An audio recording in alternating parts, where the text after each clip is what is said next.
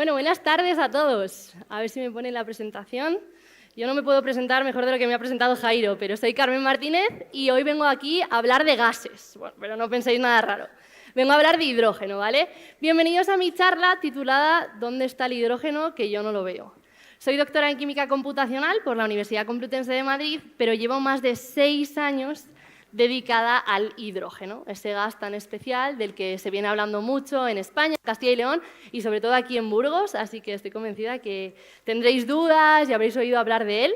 Y quiero enfocar esta charla en un viaje, ¿no?, por las propiedades del hidrógeno, por sus usos, por sus aplicaciones, por sus peligros, por supuesto. Así que bueno, vamos a empezar. No sé si me pueden poner la presentación, el equipo.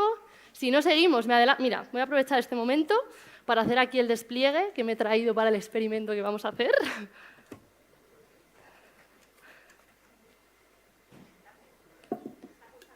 Ah, vale.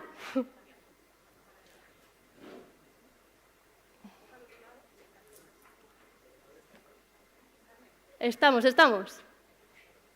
Vale, bueno, aquí tenía una foto de cuando me invistieron como doctora, que es muy Harry Potter, siempre me gusta enseñarla.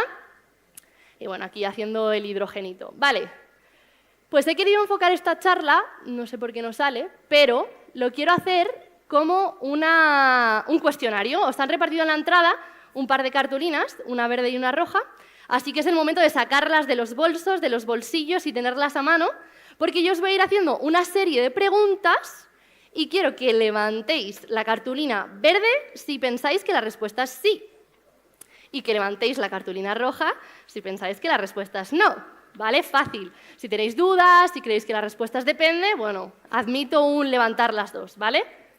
Bien, pues vamos con ello. Vamos a empezar con una muy fácil. He puesto aquí una escala y a medida que suba la pinta va a ir subiendo la dificultad. Como todo en esta vida, a medida que suba la cervecita, pues ya las cosas se vuelven un poco más complicadas. Así que vamos a empezar con una muy fácil, ¿vale? ¿El hidrógeno es un gas? Venga, manos arriba. Uy. Vale, veo mucho verde, me lo esperaba. Bueno, calma, pues levántame las dos. Vale, muy bien, ¿eh? La respuesta es... Vamos a ello. No sé por qué no salen las cartulinas, pero las dos, correcto por allí, un punto más. Vale, el hidrógeno es un gas a temperatura ambiente y en presión atmosférica. Pero, ¿os suena el nitrógeno líquido que se usa en alta cocina para enfriar alimentos y congelar rápidamente comida? Bueno, pues con el hidrógeno es lo mismo. El hidrógeno licúa a menos 253 grados centígrados, incluso más frío que el nitrógeno, ¿vale? Así que el hidrógeno es un gas, sí, en condiciones ambientales, pero no en otras determinadas condiciones, ¿vale? Bien, he traído un globo aquí también. Y quiero que os planteéis si este globo podría estar lleno de hidrógeno o no. ¿Cómo vamos a saberlo? ¿Podría explotarlo aquí? Cosa que no voy a hacer. O, muy fácil, esta es la respuesta. Solamente con esto sabemos que no, que el globo no está lleno de hidrógeno. Si el globo estuviese lleno de hidrógeno, el globo ascendería. ¿Por qué? Porque el hidrógeno es el gas menos denso del universo. Con lo cual, al ser mucho menos denso que el aire, iría para arriba. Muy bien, ¿y qué nos importa? ¿Qué nos importa que el hidrógeno sea el gas menos denso del universo? Bien, pues esto tiene que ver con el volumen que ocupa. Todo el mundo sabe más o menos lo que ocupa 1 kilo de harina o 1 kilo de azúcar, ¿vale? Pues un paquetito, ¿vale? Os he puesto el paquete que todos conocéis. Vale, pues 1 kilo de hidrógeno ocupa 11.000 litros, aproximadamente una piscina de 3 por 4 metros. 11 metros cúbicos, más o menos como una habitación normal, ¿vale? Ocupa mucho, y esto es un problema. Que el hidrógeno ocupe tanto implica que para almacenarlo o para transportarlo se necesita tenerlo comprimido, aplicarle muy altas presiones para poder pues, llevar más hidrógeno en menos espacio. Y esto, bueno, lleva una serie de medidas de seguridad, etcétera, que hay que considerar. Que luego hablaremos de esto. Muy bien. Siguiente pregunta, vamos subiendo la dificultad de la pinta. ¿Creéis que hay hidrógeno aquí, ahora mismo? Levantamos la manita si creéis que sí, que no. Rojo si creéis que hay hidrógeno, verde si creéis que sí hay hidrógeno, rojo si creéis que no. ¿Vale? Mucho verde, mucho verde. Muy bien. La respuesta correcta que nos sale una vez más es sí, hay hidrógeno aquí, ¿vale? Vamos a repasar la composición del aire. El gas que está presente con mayor concentración, esto es de química de cuarto de la ESO, nos lo tenemos que saber, es nitrógeno, en un 78%. Este nitrógeno es inerte, no nos hace absolutamente nada. El 21% es oxígeno, y este es el gas que aprovechamos, ¿vale?, que nuestro cuerpo utiliza para hacer funciones vitales. Y el 1% restante es argón, CO2, vapor de agua. Vale, pero Carmen, nos has dicho que sí que hay hidrógeno aquí. Sí que hay hidrógeno aquí, pero hay un 0,00005% de hidrógeno. Hay muy, muy poco. Y este es uno de los principales retos de su utilización, que para utilizarlo necesitamos producirlo primero. ¿Cómo se produce el hidrógeno? Bien, pues el hidrógeno se produce a través de la electrólisis del agua. Vamos a coger moléculas de H2O y las vamos a romper en H2, hidrógeno, y O2. Pero yo tengo una botella de agua aquí. ¿Esta reacción está ocurriendo en esta botella de agua? No. No se está viendo ninguna burbuja salir, no está explotando la botella. ¿Por qué? Porque para que esta reacción ocurra se necesita electricidad, ¿vale? Por eso se llama electrolisis del agua. Electricidad, lisis significa ruptura. Ruptura del agua. Vale. Yo quiero venir aquí con la idea de que os quedéis con la idea de que producir hidrógeno no es muy complicado. Así que, ¿dónde se hace la electrólisis del agua? En un electrolizador. Me lo he traído aquí. Y como este es muy pequeñito y no lo podéis ver, luego lo podemos pasar, vamos a construir un electrolizador casero. Así que no sé si me pueden poner la cámara aquí para que lo veáis más fácil el experimento. Pero vamos a hacer ahora mismo hidrógeno in situ. Vale, lo primero que necesitamos es este recipiente, que va a ser el bote donde lo vamos a hacer. Igual me pongo al otro lado mejor. Bueno. Vale, veis que tiene dos varillas que vienen a ser los polos, el ánodo y el cátodo. La electrólisis del agua es una reacción redox. En un lado va a ocurrir una reducción y en otro una oxidación. Son varillas de acero. Necesitamos que el material sea conductor, porque si no, no se puede hacer la electrólisis. Bien, lo primero que necesitamos es agua. Me he traído agua destilada porque los iones que están presentes en el agua de grifo pueden dañar los materiales del electrolizador. En este caso, bueno, como es un electrolizador casero no hay ningún problema, pero en un electrolizador real, pues bueno, hay que tratar el agua previamente. Un poquito más. Vale, lo siguiente que vamos a añadir es sosa cáustica. NaOH, hidróxido de sodio. Esto va a hacer que se produzca un ambiente básico. Hay electrolizadores de muchos tipos, en la realidad, básicos, ácidos. Y esto lo que va a conseguir es que la reacción vaya más rápido, ¿vale? Fin. Bien. Mientras se me disuelve esto, que va a tardar un poquito, os voy a ir haciendo pensar. ¿Qué creéis que se produce más? ¿Más hidrógeno o más oxígeno cuando se produce la electrólisis del agua? Pensad, no hace falta responder. Pues la respuesta es más hidrógeno, porque si es H2O, por cada mol de agua se producen 2 moles de hidrógeno y 1 mol de oxígeno. También hay que tener en cuenta que al producir hidrógeno vamos a producir oxígeno también, y ese oxígeno se puede utilizar pues, en hospitales, en industria, en otras aplicaciones. Vale, más o menos. Vamos a cerrar el bote. ¿Y ahora qué es lo siguiente que necesitamos? Electricidad, ¿no? Si queremos hacer la electrólisis, necesitamos electricidad. Podríamos conectarlo, pero yo me he traído aquí unas pilas. Vamos a conectar cada uno de los polos. Aquí tenemos uno. Y aquí tenemos otro. Vamos a ver si se quita la turbidez del agua y lo podéis ver. Ahí está, tenía miedo de que no ocurriese. Vale, ¿veis cómo empiezan a aparecer burbujitas alrededor de cada uno de las varillas. En un lado tenemos hidrógeno y en otro lado tenemos oxígeno. Aquí lo estamos juntando todo. Si fuésemos capaces de separar cada uno de los gases que salen, bueno, podríamos aplicarlo a lo que quisiésemos. De hecho, aquí los de la organización me invitaban a quemar un poquito el hidrógeno para que vieseis cómo arde, cosa que no voy a hacer por seguridad. Pero bueno, hay un montón de vídeos en internet, hay un montón de vídeos en el que lo hacen y os invito a que lo miréis y lo hagáis en vuestras casas con seguridad. Muy bien, pues voy a dejar que se siga produciendo aquí el hidrógeno. Vamos a seguir con la presentación. No sé si podemos volver a ella.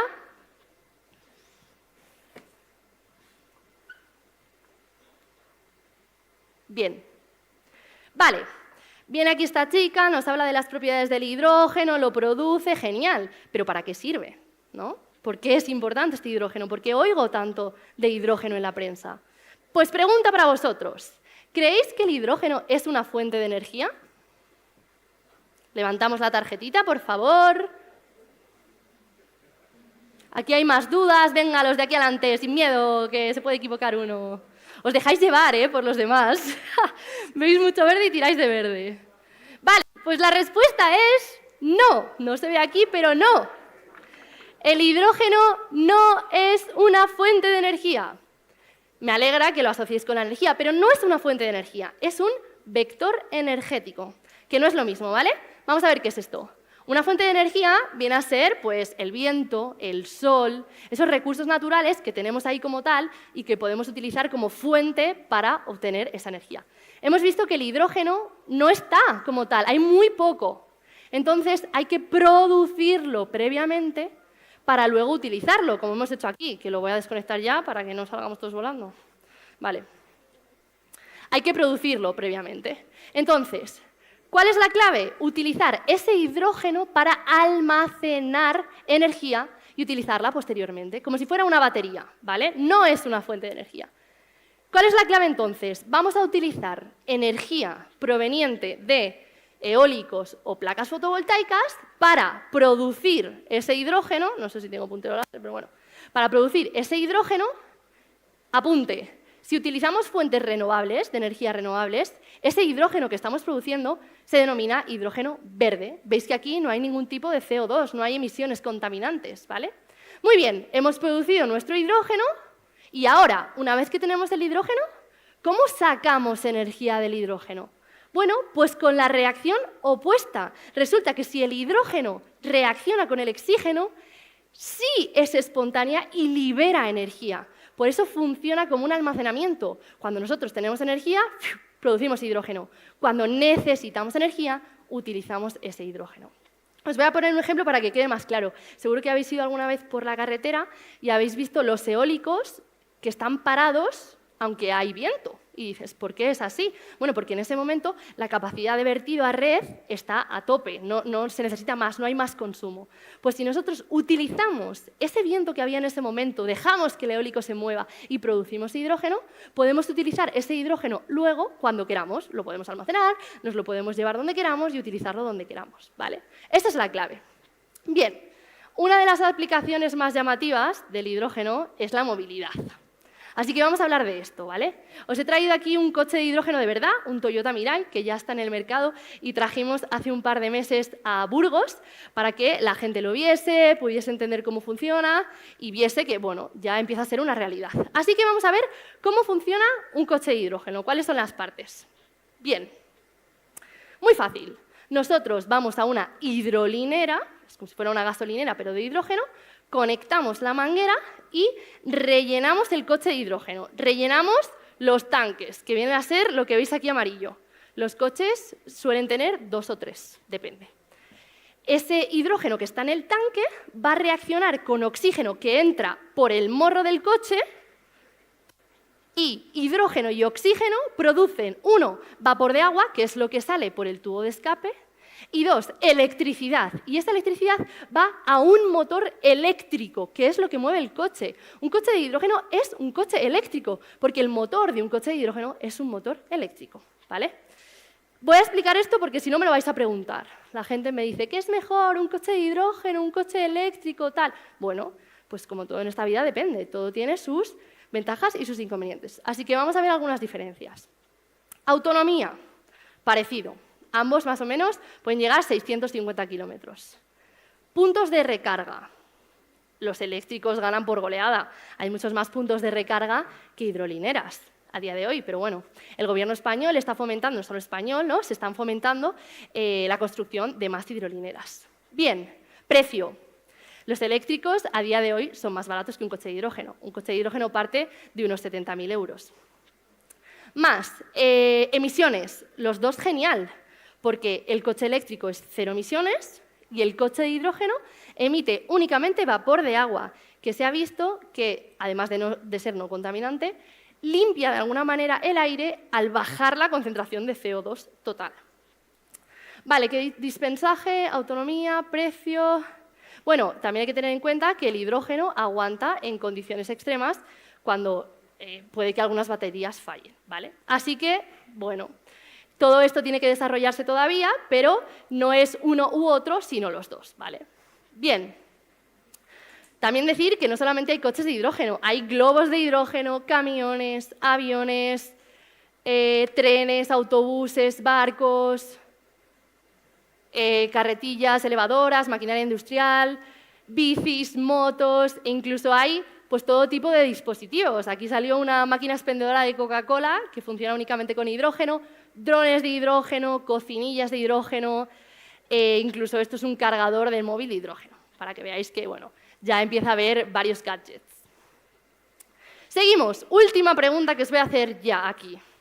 ¿El hidrógeno es peligroso? Levantamos.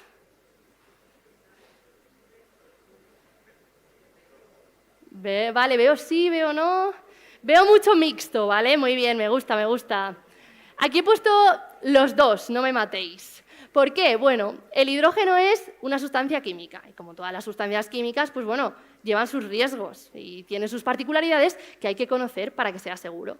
Pero si somos capaces de conocer sus riesgos y sus características, pues el hidrógeno con cabeza pues, no supone ningún peligro o no más que otra sustancia química. Así que vamos a ver los peligros del hidrógeno. Lo primero que quiero aclarar es que el hidrógeno no es tóxico. De hecho, hemos visto que estaba aquí, que lo estamos inhalando ahora mismo y no nos pasa absolutamente nada. Eso sí, si nos vamos a una habitación en la que solo hay hidrógeno, nos provocaría asfixia, nos ahogaríamos, pero porque no tenemos oxígeno, no porque haya hidrógeno, ¿vale? El hidrógeno no nos hace daño. Principal peligro del hidrógeno, que es inflamable. ¡Wow! Explota. Vale, pero esto es bueno si lo queremos utilizar como combustible.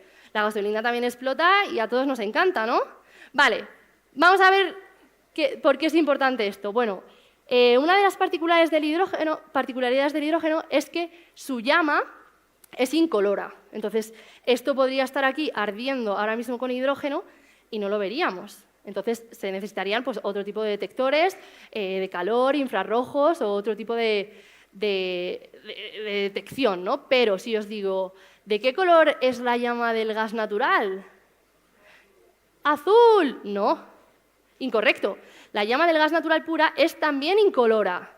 Lo que pasa es que se le pueden añadir colorantes o sustancias para que nosotros seamos capaces de verla, ¿vale? Bien, otro peligro del hidrógeno, ya lo hemos visto antes, es que necesitamos comprimirlo, necesitamos trabajar con él bajo presión. Y este es el símbolo de gases a presión. Pueden ocurrir implosiones, fugas, etc. Os he traído aquí un vídeo para que veáis qué ocurriría en una explosión de un coche cuando la fuga es de hidrógeno o cuando es de gasolina, ¿vale? Esto es lo que pasa. ¿Por qué pasa esto? Bueno, ya hemos visto que el hidrógeno es el gas menos denso del universo.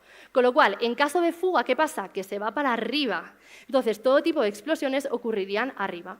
Sin embargo, la gasolina, los vapores de gasolina o diésel son mucho más densos. Entonces, todo tipo de explosiones ocurren abajo.